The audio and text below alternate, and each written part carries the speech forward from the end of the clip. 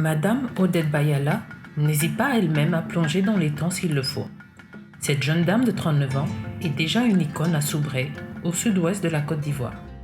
Depuis 2012, elle s'est lancée sans complexe dans la pisciculture, une activité jusque-là restée l'apanage des hommes.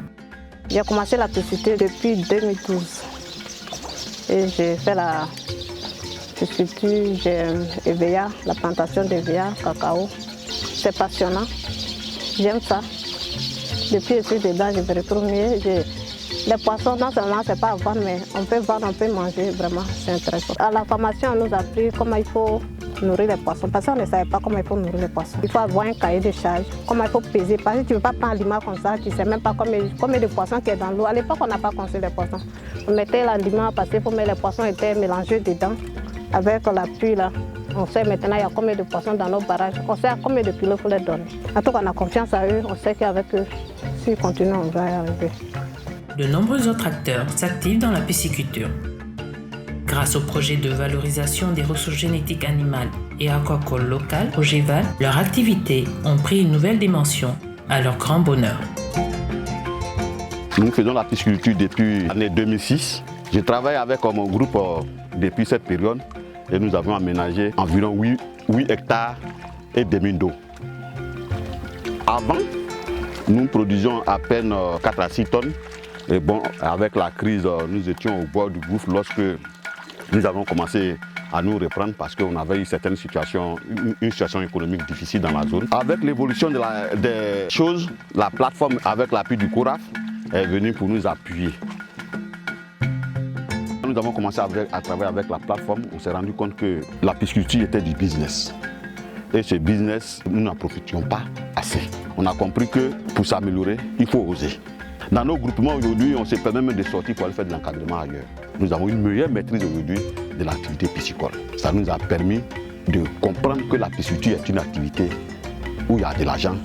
Et à superficie égale, la pisciculture est une activité qui bat les autres activités agricoles. Ça, on a compris ça. Aujourd'hui, Boli emploie 25 personnes et sa ferme s'étend sur 8 hectares. Compte plus de 35 étangs de poissons et réalise un chiffre d'affaires annuel de plus de 35 millions de francs CFA. Loin de Soubré, Émile Fadimou est tout aussi fier d'exposer les nouveaux mobiliers issus de son atelier. Ce menuisier établi à Parakou, au nord du Bénin, est l'un des rares artisans locaux à utiliser les panneaux de particules issus de la transformation des tiges de cotonnier pour les transformer à son tour en mobilier. Quand il nous amène les panneaux à particules, au départ, ça nous a créé un petit problème parce qu'on n'a jamais utilisé. Donc, je me posais mille et une questions pour savoir comment nous pouvons utiliser ces panneaux-là pour réaliser des meubles de grande dimension. Après des réflexions, j'ai vu que nous pouvons coller avec la colle que nous utilisons sur place. C'est de cette manière que j'ai réalisé la table et la porte encore. C'est ce que nous avons fait sur les panneaux à particules ici. La transformation des tiges de cotonnier en panneaux de particules est une nouvelle technologie en Afrique de l'Ouest. Elle a fait son apparition en 2018 grâce au projet Valorisation des tiges de cotonnier en panneaux de particules Vaticop. Désormais, les cotonculteurs de la région peuvent commercialiser leurs tiges de cotonnier et augmenter leurs revenus. Ce projet est un projet régional qui est opérationnel dans 3 pays, le Bénin, le Mali et le Togo, mais qui peut aussi impacter d'autres pays dans une phase future. Alors de quoi s'agit-il réellement? Vous savez, sur le plan du cotonnier, nous avons les fibres qui sont valorisées, nous avons les graines, nous avons les feuilles qui servent à nourrir le sol en matière organique. Les tiges aussi sont des résidus de récolte qui devraient être utilisés pour fertiliser le sol. Mais il se fait que pour le cotonnier, la dégradation de ces tiges-là est très lente parce que c'est des tiges qui sont lignifiées. Alors donc, on n'arrive pas toujours à les utiliser pour nourrir le sol comme cela est recommandé. Ce qui se passe dans notre région, c'est que les tiges de cotonnier sont coupées, sont mis en tas et qui sont incinérées. C'est une pratique qui est déplorée par tout le monde. Or, dans d'autres pays, en Amérique ou bien en Asie, il existe une façon de valoriser ces tiges-là. une technologie existe. Pouvoir capter cette technologie pour valoriser cette tige-là qui a amené l'idée du projet Vaticop, qui est un projet financé par l'UEMOA et qui est tenu par le CORAF en direction de nos pays. Vaticop et Projet VAL sont des projets financés par la commission de l'UEMOA dans le cadre d'une convention signée en 2006 avec le CORAF, le Conseil ouest et centrafricain pour la recherche et le développement agricole, comprenant 3 composantes au total. Le troisième projet majeur de cette convention est Amafin, amélioration de l'accès au financement pour les acteurs du maillon commercialisation de la filière maïs. Mis en œuvre au Bénin, au Burkina Faso et en Côte d'Ivoire entre janvier 2018 et juillet 2019, Amafin est aussi une satisfaction au vu de ses résultats.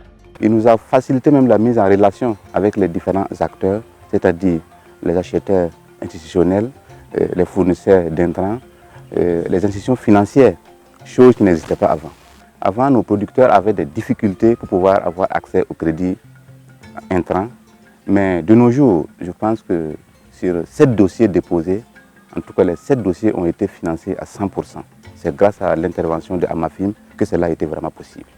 L'élevage, l'aquaculture, le coton ou le maïs sont des domaines prioritaires en matière de lutte contre la pauvreté dans les pays de l'Union. Après un an d'exécution de la convention UEMOA-CORAF, les résultats obtenus laissent entrevoir de meilleures perspectives pour une meilleure connaissance des espèces locales et dans la lutte contre l'insécurité alimentaire. Ici, on est resté en vase clos pour produire. Mais il faut arriver maintenant à la pré-vulgarisation de ce que nous avons fait. Il faut impacter beaucoup d'autres acteurs. Cette étape-là, lui et moi, l'AFD, doivent encore souffrir de nous aider à le faire sur un calendrier qu'on va convenir. Après cela, on peut facilement conduire des industriels qui sont prêts à s'investir dans le domaine parce qu'on aurait davantage préparé un marché consommateur de ces produits-là. Si nous nous entendons là-dessus, c'est que nous avons ouvert la voie du développement et nous sommes sur le boulevard de la prospérité.